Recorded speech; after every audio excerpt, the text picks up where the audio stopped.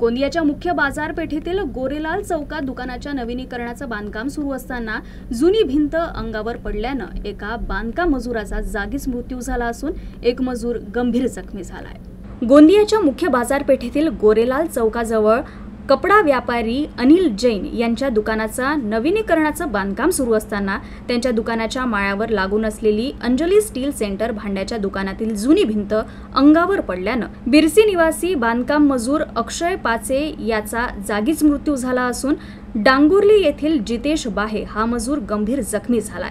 रहदारीच्या जागेवर या अपघातामुळे स्थानिकांमध्ये गोंधळ उडाला असून नागरिकांची मोठी गर्दी या ठिकाणी दिसून आली। माहिती मिळताच पोलिसांनी तात्काळ घटनास्थळ गाठलं आणि परिस्थिती नियंत्रणात आणली।